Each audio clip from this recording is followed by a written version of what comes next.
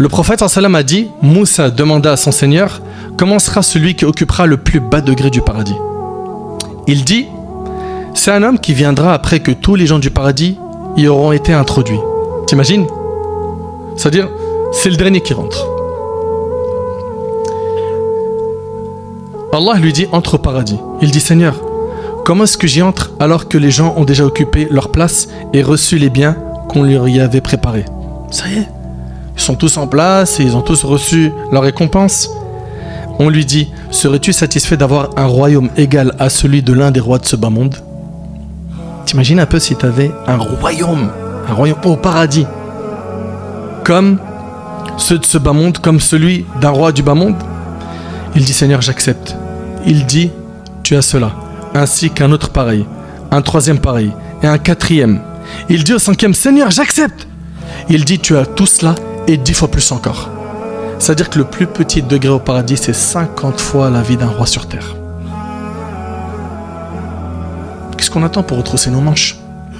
Qu'est-ce que t'attends, mon frère ainsi que toi, ma soeur, pour revenir vers Allah sérieusement? Que ce ne soit pas des paroles en l'air. Allah Ta'ala, il connaît qui on est réellement. Il sait ce qu'on a comme point faible.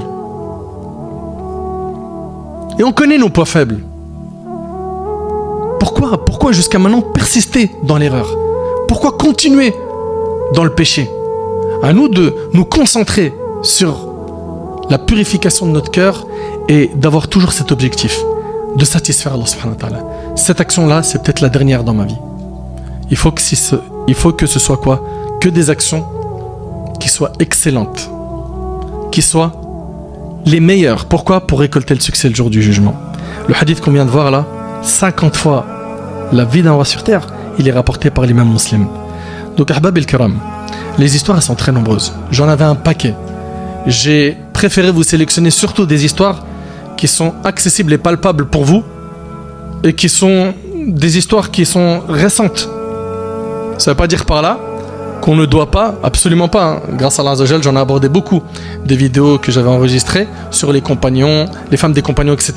Mais là, c'est pour vous montrer, c'est des gens qui ont vécu à notre époque. Énormément de ces gens-là, je les connais. C'est des témoignages qu'ils m'ont envoyés directement. Ça n'a pas été récupéré sur Internet. Enfin, qu'on essaye de faire un effort, barakallahu fikum. Et on demande à Allah tabaraka wa ta'ala de nous guider, de nous pardonner. Rappelez-vous une chose, hein, c'est que quoi que tu fasses comme péché, tes péchés sont rien face à l'immensité de la miséricorde d'Allah.